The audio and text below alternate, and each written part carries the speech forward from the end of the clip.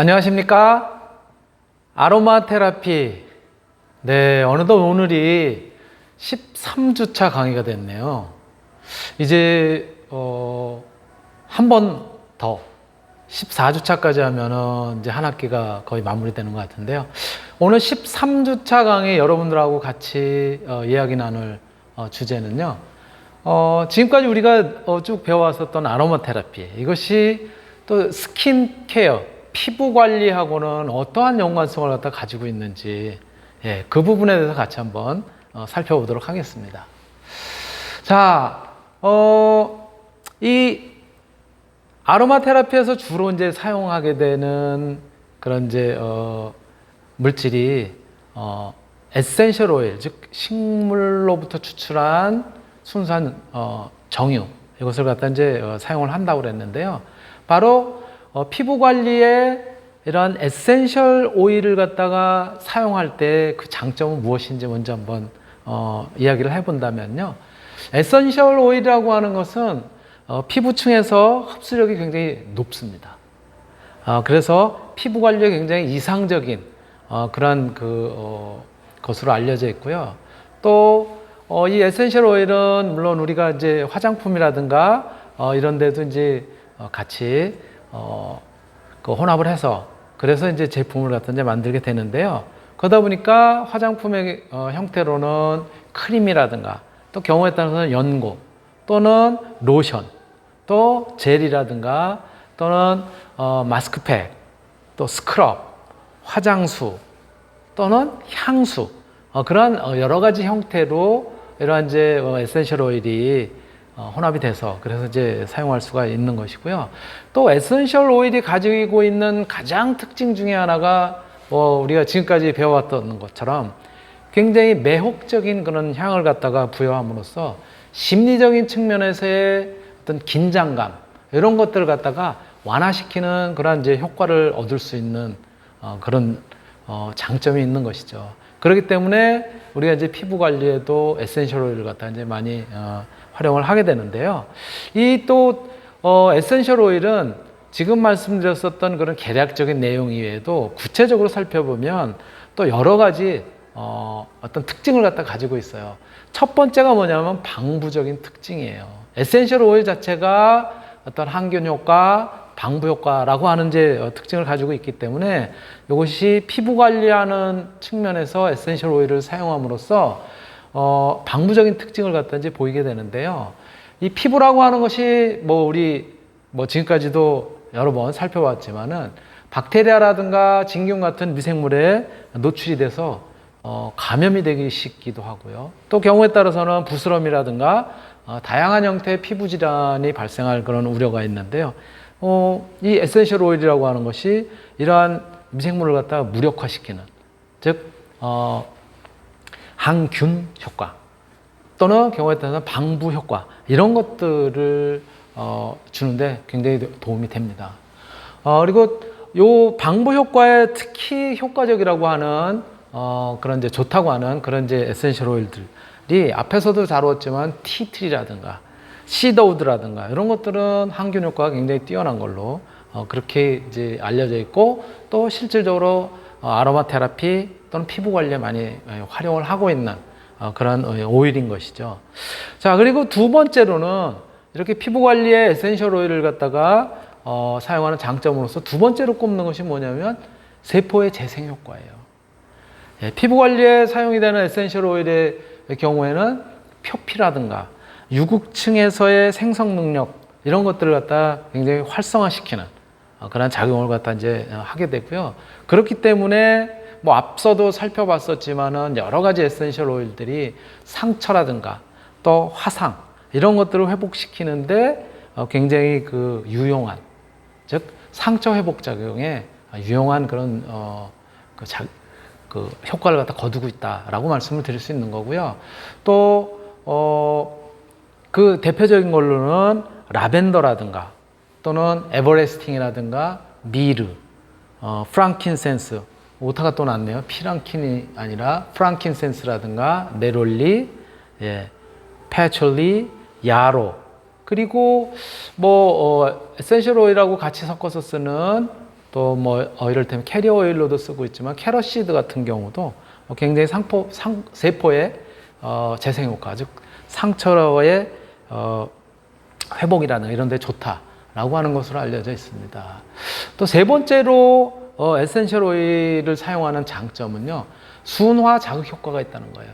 에센셜 오일은 모세혈관의 수축이라든가 이완, 그리고 땀의 배출, 또 그것을 통한 이제 체온 조절이라든가 이런 데도 널리 쓸 수 있어요.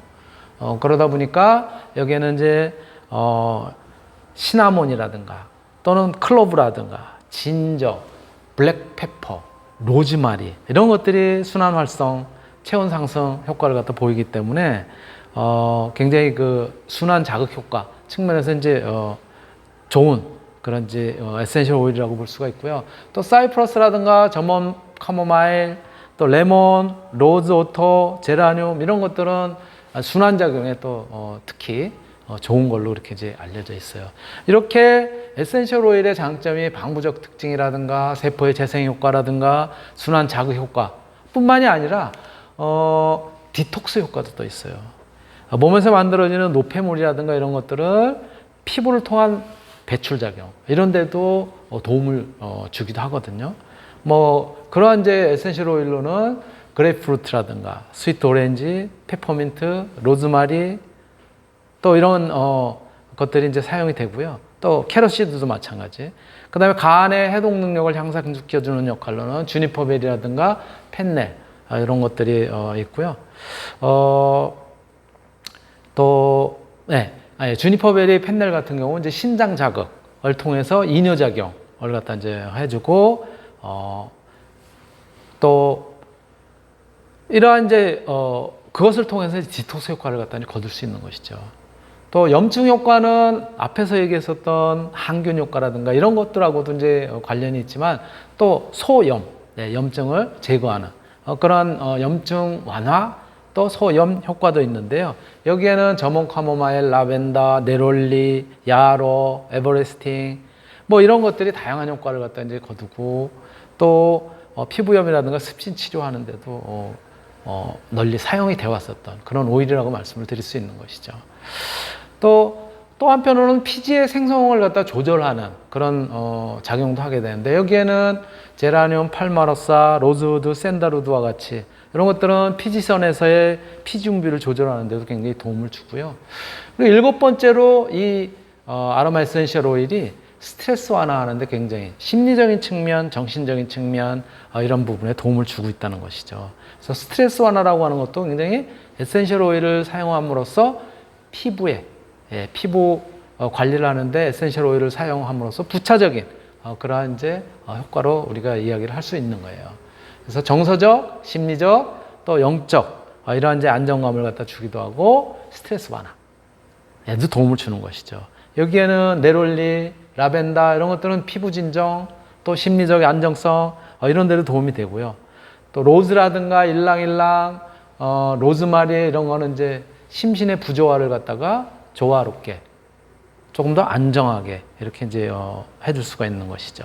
그리고 라벤더, 샌달우드, 저몬 카모마일 같은 경우는 이제 피부의 상태를 갖다가 좀 완화시켜주고 그런 작용들도 이제 할 수 있는 것이죠.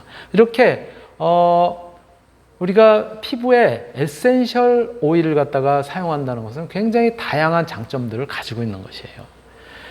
그리고 바로 이제 우리가 이런 에센셜 오일을 직접 사용하기보다는 직접 사용함으로써 어떤 피부에 나타날 수 있는 민감한 그런 반응들, 알러지 반응들 또는 뭐 어떤 뭐 이제 트러블 이런 것들 갖다가 이제 방지하고 또 그러한 반응들을 갖다가 좀 완화시키기 위해서 이 에센셜 오일을 직접 사용하기보다는 얘네들을 어디에다가 캐리어 오일, 캐리어 오일에다가 이제 희석을 해서 사용을 하잖아요. 그렇게 앞에서도 설명을 했었고 바로 이러한 캐리어 오일이 주는 캐리어 오일은 대부분 이제 식물성 오일을 이제 냉각 압착이라든가 이런 방법을 통해서 이제 추출을 해서 분리를 해서 이제 사용을 하게 되는데 바로 이러한 식물성 오일은 또 아로마 테라피적인 측면에서 페이셜 관리 즉 얼굴이라든가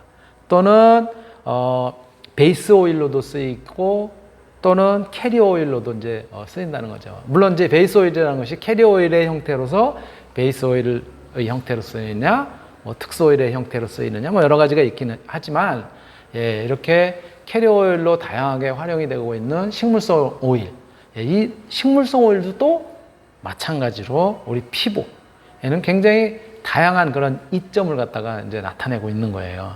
그 이점이라고 하는 것이 모이스처라이징 기능, 그렇죠? 예, 모이스처라이징 기능, 즉 보습 효과, 즉 수분을 갖다가 잡아주는 그런 효과를 갖다가 이제 나타내는데요. 이 식물성 오일의 그런 모이스처라이징 기능의 기능으로서는 제일 첫 번째 에멀리언트, 피부를 연화하는 특징도 보이게 되고요. 그리고 수분을 갖다가 가둬둠으로써 피부를 보호하는 작용. 적절한 수분을 갖다가 머금었을 때가 피부의 기능이 가장 극대화된다고 이야기를 하거든요. 예, 그렇기 때문에 피부 보호작용도 있고요. 또 피부로부터의 수분 증발 방지 효과도 바로 오일이라고 하는 것이 오일 마극이 이 피부를 갖다 감싸고 있을 때는 피부로부터의 수분을 갖다 증발하는 것들 갖다 늦춰지고 또 방지하는 그런 역할을 하는 것이죠. 더불어서 필수 지방산과 치유 능력이 있는 그런 비타민류 이런 것들을 우리 피부에다가 공급하는 그런 역할도 이 캐리어 오일로 주로 쓰이게 되는 캐리어 오일이자 베이스 오일로 주로 쓰이게 되는 식물성 오일의 장점이자 효과라고도 이제 이야기할 수 있는 것이죠. 또 식물성 오일이 우리 피부에게 주는 그런 긍정적인 효과로는 필수 영양 성분을 갖다가 피부에 공급하는 이런 역할도 한다는 거예요. 특히 앞에서 잠깐 말씀드렸었던 캐리어 오일이라고 하는 것이 상당 부분들이 냉각 압착을 통해서 보통 이제 추출을 많이 하게 되는데요. 예, 냉각 압착을 통한 식물성 오일 이런 것들이 우리 피부에 공급하는 필수 영양 성분들, 예, 이런 것들이 아주 긍정적인 좋은 효과를 갖다 이제 거둘 수 있다, 거두고 있다라고 하는 점이 식물성 오일이 주는 또 다른 그런 이제 효과다라고 말씀을 드릴 수 있는 것이죠. 그리고 우리가 이제 사용을 하게 되는 식물성 오일이든 또 에센셜 오일이든 이런 것들은 뭐 두말할 것 없이 천연 원료잖아요. 바로 이러한 천연 원료를 이용함으로써 우리 피부 관리에 도움을 주고 또 그것들이 거두는 긍정적인 효과라고 하는 것은 바로 천연 원료가 가지고 있는 안전하고 또 효력이 있고 그러면서도 환경 친화적인 이미지를 일단은 우리에게 주고 있다는 거죠. 그럼으로써 어떤 이 제품을 갖다 사용을 했을 때 이러한 물질들을 사용을 했을 때 신뢰성을 갖다가 높일 수 있다는 거예요. 예, 이 천연 원료가 주는 그런 이제 신뢰성 측면에서 이들의 효과를 갖다가 또 한번 우리가 살펴본다면은 첫 번째가 효과성. 이런 것들은 이제 경험적으로 우리가 체득하게 되는 그런 내용들이잖아요. 식물들이 가지고 있는 다양한 그런 성분에 의한 효과, 이거는 우리가 직접 활용을 함으로써 임상적으로 직접 체험하는 그런 효과뿐만이 아니라 과학적으로도 많은 논문이라든가 이런 것들을 통해서 보고를 통해서 그런 효과들이 밝혀지고 있는 것이고요. 또 역사적으로 본다면은 우리 뭐 동양뿐만이 아니라 서양에서는 주로 이제 아로마 테라피적인 측면에서 에센셜 오일을 활용했었던 거, 우리 동양에서는 한의학적으로 이것을 피부에 도포하거나 이런 부분도 일부 있습니다. 그렇지만 주로 이제 음용을 하거나, 그렇죠? 또 향을 갖다가 맡거나 또는 음식에, 그렇죠? 음식에 집어넣어서 그래서 이제 활용을 한다면, 예를 들어서 우리 시나몬 같은 계피 같은 경우는 음식을 만들 때도 많이 사용을 하잖아. 수정과를 갖다 만들 때 사용을 한다라든가 또는 약밥, 약식이라고 하는 것을 만들 때 사용한다라든가 이렇게 복용을 함으로써 이렇게 이제 체내 섭취를 하면서도 그 효과들이 경험적으로 또 오랜 전통을 통해서 입증이 되어 왔다는 거예요. 그리고 두 번째는 안전성 측면에서의 긍정적인 효과라는 거예요. 피부와 건강관리를 위한 식물의 사용이라고 하는 것이 우리가 정서적으로도 화학 제품에 비해서 안전하다는 그런 일반적인 인식을 갖다 가지고 있다는 거예요. 화학 제품보다는 천연 원료가 반드시 그런 건 아닙니다. 천연 원료라고 해서 화학 제품보다 더 안전하다라고 보기는 어렵지만 우리가 이 식물이라고 하는 것은 천연 원료라고 하는 것은 섭취라는 과정을 통해서 우리가 영양분도 흡수하고 그러한 배경들이 있기 때문에 화학적으로 만들어진 것보다는 훨씬 안전하다라고 하는 인식을 갖다 가지고 있다는 거예요. 그리고 또 이 식물이라고 하는 것은 우리 생활 주변에 그쵸? 굉장히 널리 분포하고 있고 말씀드렸듯이 우리가 음식물로서 섭취를 하는 그러한 이제 소재로도 활용을 하고 있기 때문에 접근성이라고 하는 측면에서 굉장히 수월하다. 그리고 또 이 식물이라고 하는 것은 관리 하는 것들도 굉장히 용이한 그런 측면이 있다라고 하는 점에서 이 천연 원료라고 하는 것들이 가지는 장점인 것이죠. 그리고 전인적인 건강 관리의 일부라는 것이 식물이라고 하는 것이 아까도 말씀드렸던 것처럼 이렇게 우리가 식품의 형태로 섭취를 하거나 또는 어떤 식품이 아니라 어떤 치료적인 용도로 활용하기 위해서 약용으로 그렇죠? 식물이라고 하는 것이 약용 자원으로 쓰이거나 또 어떤 향을 갖다가 이용함으로써 그러면서 안정을 갖다 취할 수 심리적인 안정을 갖다 취할 수 있거나 이러한 전인적인 건강 관리 측면에서 피부에도 널리 사용이 되는 그러한 물질이었다는 거예요. 그리고 자연과의 조화로운 삶이 이 천연원료를 이용함으로써 가능하다는 그런 인식을 가지고 수 있다는 거죠. 가질 수 있다는 거죠. 식물은 다른 식물의 양분으로도 활용이 되기도 하고 우리가 섭취를 하고 그 다음에 버려지고 배설을 통해서 버려진 것도 다시 자연으로 환원이 돼서 그래서 선순환적인 구조를 갖다가 이루기도 하고 또 우리가 섭취를 하지 않더라도 그 식물 자체는 자연에 그대로 남겨졌을 때 분해가 돼서 다시 영양분으로 미생물이라든가 이런 것들의 영양분으로 활용이 되고 그때 뿜어지는 또 이산화탄소는 또 식물들이 성장을 하고 하는데 또 이용을 하기도 하고 이러한 환경 피해를 최소화시킨다는 측면에서 이런 자연과 조화로운 삶이라는 그런 이미지를 갖다 가지고 있다라고 말씀을 드릴 수 있는 것이죠.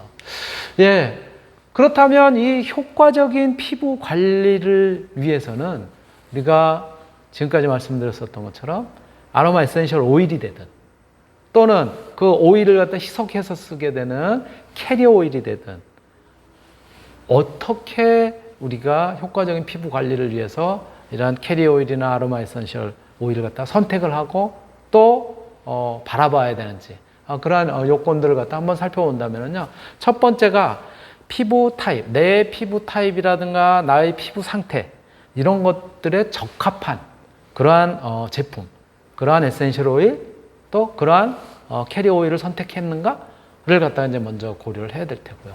두 번째 요건은 원료의 품질이 좋은지, 불순물이 많이 포함되어 있지는 않은지, 또 그 불순물이라든가 오염이 됐거나 이래서 그걸로 인한 어떤 2차적인 그런 문제는 없는지, 즉 원료의 품질이 진짜 잘 관리가 된 좋은 제품인지를 갖다 고려를 해야 되고요. 세 번째는 원료가 가지고 있는 에센셜 오일이 되든 또는 캐리어 오일이 되든 그 작용이 충분한지 또 우리가 활용하고자 하는 그런 목적에 적합한지 이런 것들을 생각을 해야 될 테고요.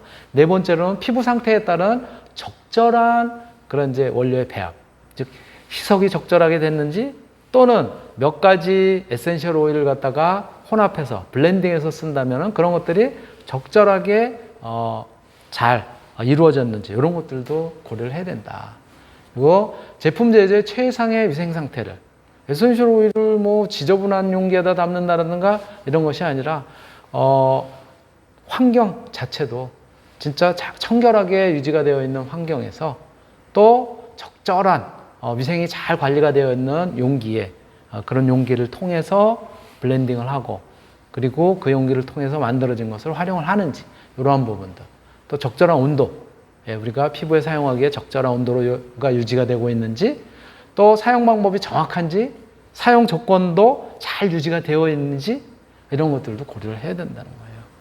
그리고 일곱 번째로는 제품의 사용량은 너무 과다하게 사용을 한 건 아닌지 또 아니면 너무 부족하게 사용해서 조금 더 효과적으로 긍정적인 그러한 그 결과를 갖다가 나타내기 위해서는 조금 더 추가적으로 사용해야 되는 거 아닌지, 이렇게 제품의 적정 사용량이 있는지 또는 적정하게 사용했는지 이런 부분을 체크를 해야 될 거고요. 아홉 번째로는 정확한 사용 빈도에 대한 정보를 갖다 가지고 활용을 하고 있는 것인지, 어떤 경우에는 그래도 하루에 한 번씩은 사용하는 것이 바람직하다라든가, 어떤 경우 하루에도 수시로 몇 번씩 활용하는 것이 바람직하다라든가. 그래서 우리가 뭐예요? 의약품 같은 경우도 치료라든가 이런 것들을 위해서 어떤 경우는 아침, 점심, 저녁 뭐 식후에 계속 먹는 경우도 있고, 그쵸? 복용을 하는 경우도 있고, 어떤 경우는 아침 그리고 저녁 이런 정도로 이제 복용하는 경우도 있고, 그래서 정확한 사용 빈도가 있는지, 또 그런 것들이 잘 지켜지고 있는지, 이러한 것들라도 우리가 염두에 꼭 둬야 될 것이다 라고 말씀을 드릴 수가 있습니다. 자, 그렇다면 우리가 오늘 이제 다루게 되는 아로마 테라피와 피부 관리, 즉 스킨케어라고 하는 그런 내용을 갖다 다루게 되는데요. 우리의 이 인체의 가장 바깥쪽을 갖다 둘러싸고 있는 그런 피부는 어떤 기능을 갖다 하고 있는지 먼저 우리가 잠깐 살펴볼 필요성이 있어요. 물론 여러분들 지금까지 배워왔었던 과정에서 또 여러 과목을 통해 가지고 피부가 가지는 기능, 이런 것들이 화장품 개론이라든가 또 어떤 피부 관리 개론이라든가 이런 것들을 통해서도 익혀왔겠지만, 오늘 아로마 테라피와 스킨케어, 피부 관리하고 하는 측면에서도 간단하게 우리가 배웠었던 내용 짚고 넘어갈까 합니다. 먼저 이 피부가 가지는 기능으로서는 여기 그림으로도 표현이 되어 있지만은 외부의 열이라든가 또 어떤 그 냉각, 추위 이런 것으로부터도 우리 신체를 갖다 보호하고자 하는 그런 기능을 이제 피부가 하고 있고요. 기계적 손상으로부터도 보호를 하고 있고요. 또 화학적이거나 물리적인 손상으로부터 이 피부래요. 우리 그 인체를 갖다 보호하기 위해서 가장 바깥쪽에 있는 피부가 그런 역할을 갖다, 보호 역할을 갖다가, 장벽 역할을 갖다 이제 하지요. 또 세균의 침입으로부터도 보호하고, 또 침입된 세균을 갖다가 죽이거나 또 방어하는 그런 역할을 갖다 하기도 하고요. 필요한 성분은 또 외부로부터 흡수도 합니다. 우리가 호흡은 호흡기를 통해서, 코라든가 입을 통해서만 이 공기 호흡을 갖다 하는 것이 아니라 이 피부를 통해서도 이 호흡기를 통해서 하는 것보다는 양이 적지만 피부를 통해서도 호흡을 하고 있다라고 하는 부분을 우리가 이제 알 수가 있는 것이고요. 또 수분의 손실을 예방하고 또 피지성과 함께 지질 보호막을 형성함으로써 피부가 정상적인 기능을 할 수 있도록 그렇게 유지를 하는 것이죠. 또 감각 기능도 피부에는 가지고 있어요. 그래서 차가운 거, 따뜻한 거, 아픈 거, 그쵸?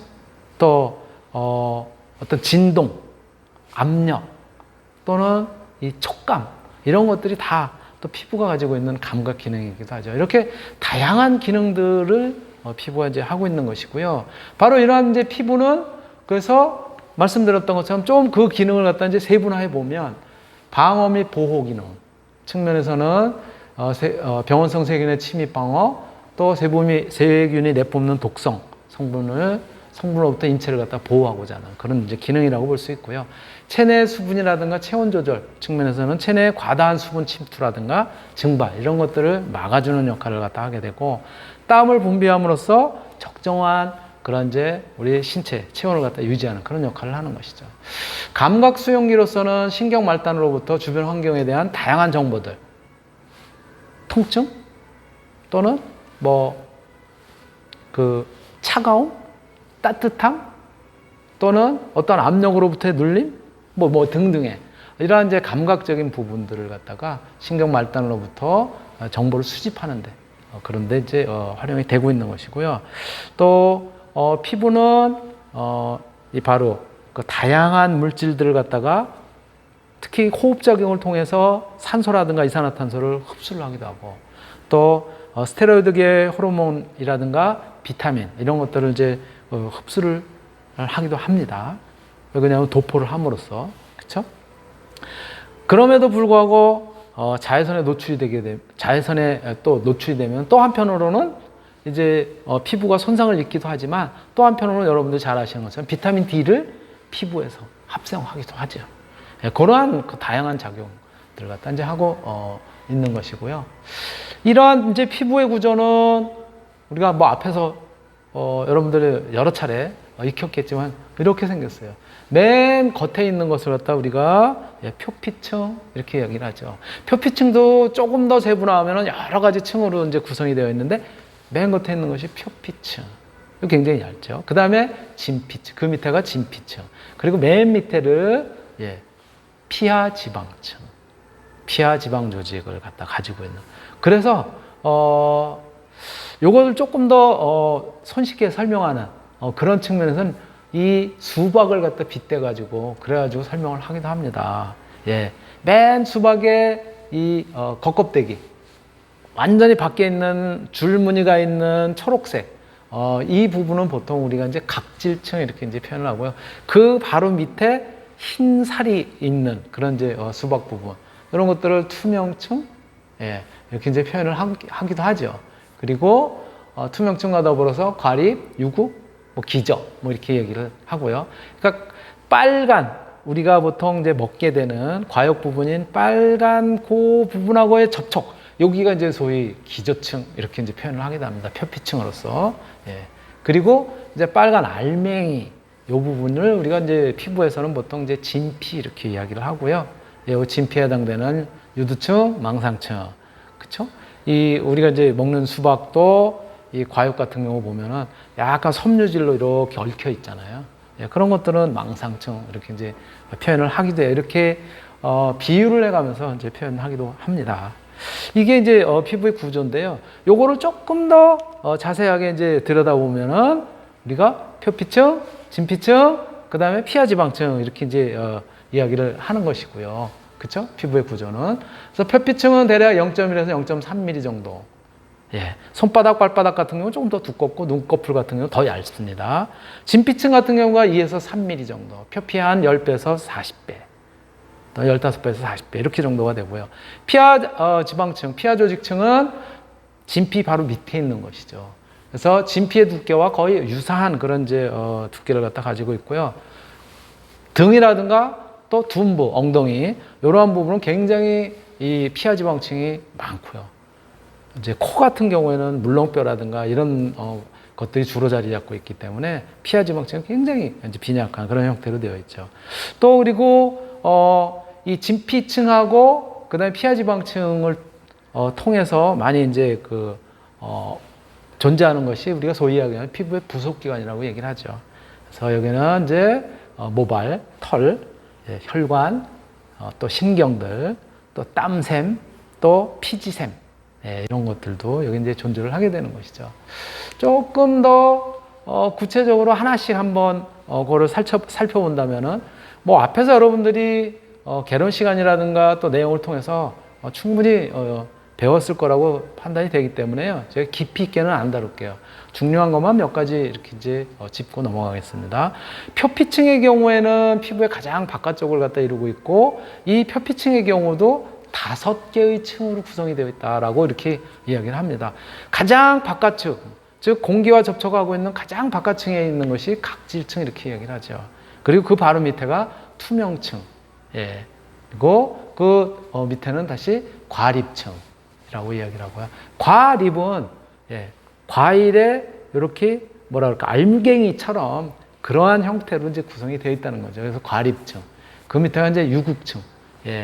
이렇게 벗기다 보면 삐죽 가시가 나 있는 형태로 되어 있다. 그래서 유국층 이렇게 이야기합니다. 그래서 어떠한 책에는 저걸 유국층이라고 쓰지 않고 가시층 이렇게 쓰기도 하죠. 그리고 맨 밑에 진피하고 접촉하고 있는 그 바로 맨 밑에 층을 갖다가 이 표피의 맨 밑에 층을 기저층 이렇게 이야기를 하죠. 그래서 이 각질층의 경우에는 주로 이제 섬유상 단백질, 각질세포 이런 것들이 이제 존재를 하고 또 여기에는 이제 핵이 없는 무핵세포들이 존재를 하게 됩니다. 이 각질층에 또 포함하고 있는 것이 천연 보습인자라고 하는 NMF 라고 하는 것이 이제 존재를 하고, 요 각질층에는 각질세포하고 각질세포 사이에 지질이 채워져 있는데 세포간 지질이라고 해요.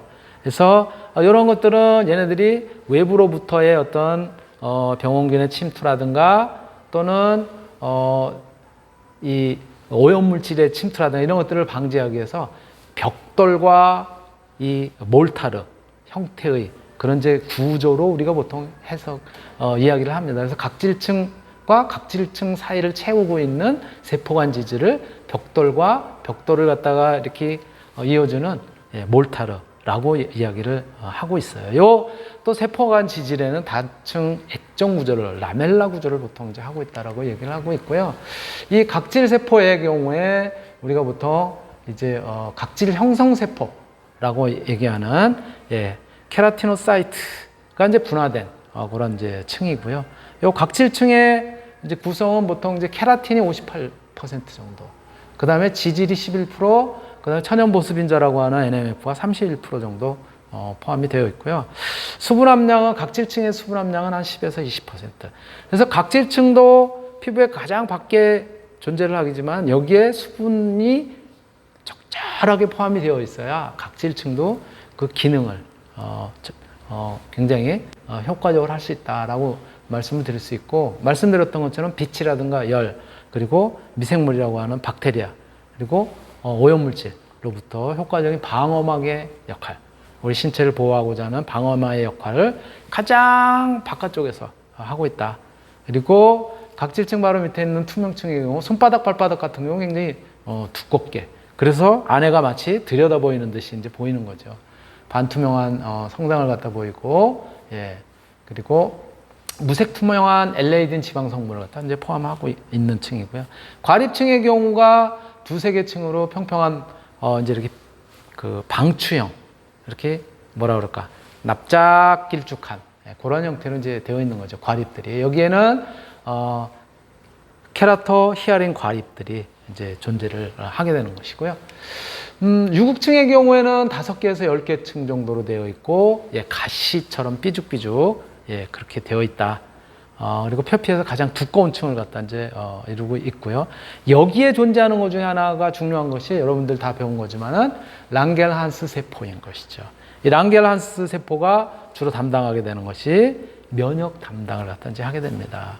그래서 외부로부터의 물질, 상처 이런 것들을 갖다 인식을 하고 걔네들을 갖다가 제거하고자 하는 그런 노력들을 하게 되고요. 피부의 피로 회복이라든가 미용에 관여를 하기도 하는 그런 역할을 합니다. 기저층의 경우가 이제 진피하고 연결이 돼서, 그래서